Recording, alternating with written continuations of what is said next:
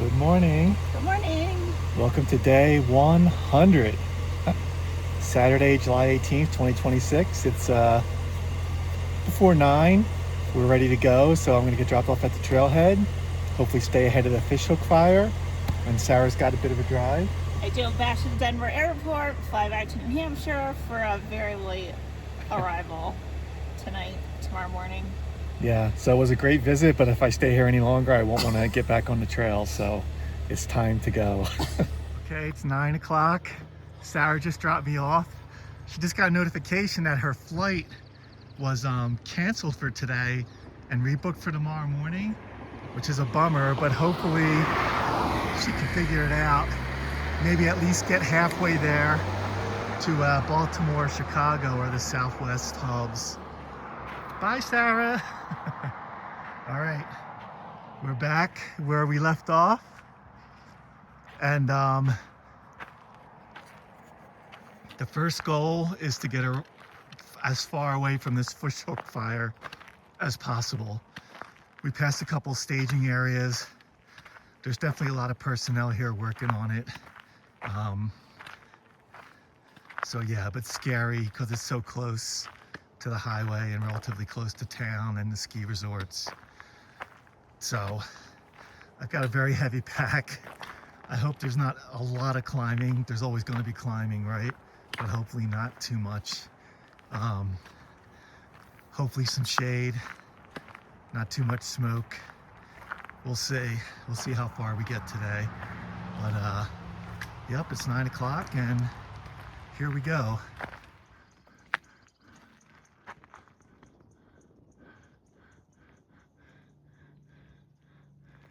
All right, we've made it to Rabbit Ears Pass, trailhead, I think.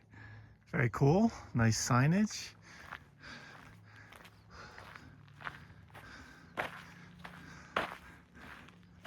Getting back close to 10,000 feet. Oh, I can see the rabbit ears up there. I'll give you a look when we have a clearer view.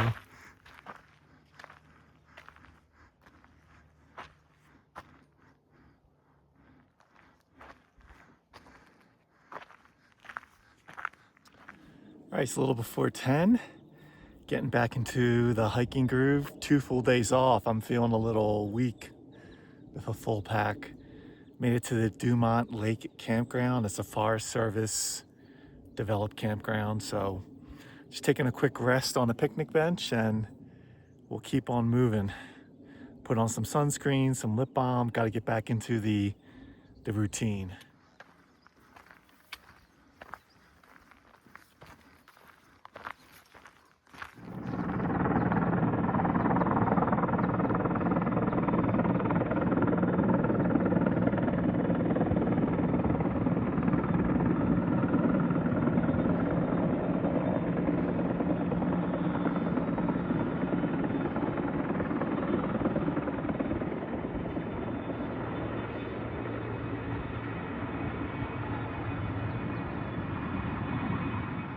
You'll love to see it. That copter's scooping up water to use on the lake. Yeah, get that fire going. It's about 11 o'clock, making progress. Helicopter keeps making passes at the lake and filling up. Yeah, so first day out of town with a full pack is tough. And then add in Sarah was here, and you know, you got to have the right mental mindset to keep on hiking. But there is a part that just wants to go back with Sarah, right? So already miss her, and that's going to probably take a few days to get back to a normal thru-hike mindset. So it's a little tough right now. It's pretty impressive. They've got 2 helicopters running now, back to back, taking care of dumping lake water on this fire. So I watched the briefing on like every wildfire now like does a Facebook page. So I watched the most recent briefing on this fire, and yeah, they seem like they got their act together in this area. So if I was a resident of Steamboat Springs, I'd feel pretty confident that they're going to do everything to keep this fire far away from town. Okay, so I just looked up far out, and the goal today is a stream about a little over 9 miles away. It's 11 o'clock, so hopefully I get there around 4-ish, and that'll put me past the border of this fire closure. The actual CDT isn't closed, but right on the CDT is running right along the edge of the closure. So I'd like to get past all that, and this stream will put me a few miles ahead of it at least, and that'll set me up for a nice day tomorrow. So that's the goal, and I'm gonna reach a certain point where, like around mile 4.5, that's like the last water until the 9th mile. So I'm kind of forced to go to 9 miles, which is good, because then I don't have a choice. So that's the current plan. Yeah, it's nice weather. Looks like it could maybe rain a little bit this afternoon, which would be good for the fire. So we'll see. Just gonna keep on moving on. Hopefully Sarah's made it to Dillon by now at the Panera, and maybe she can figure out some way to salvage her flight instead of having to wait till tomorrow. So good luck to Sarah.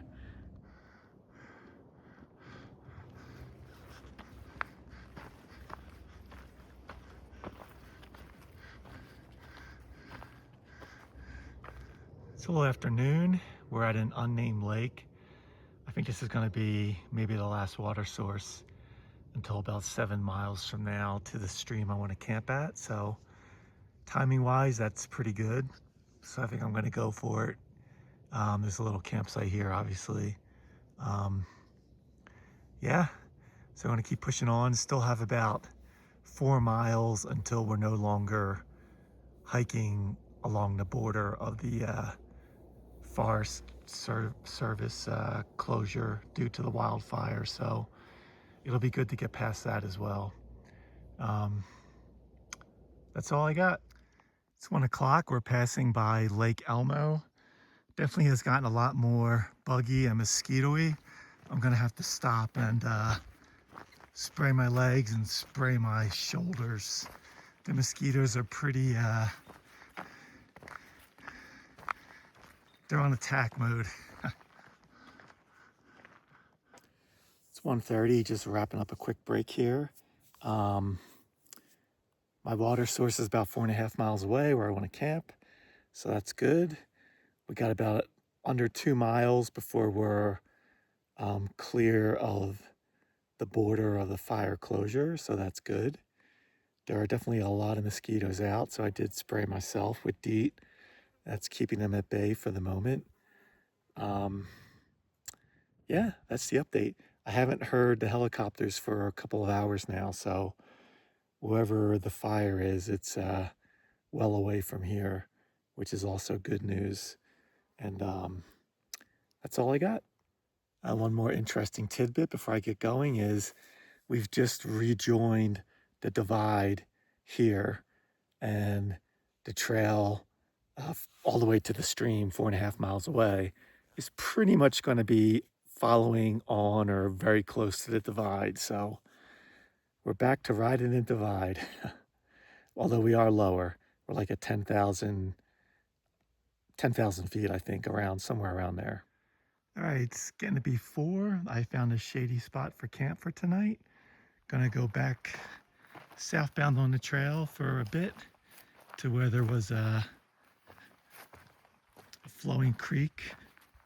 Not a huge flow, but good enough between my trail and my coffee mug. I'll be able to collect water one way or the other.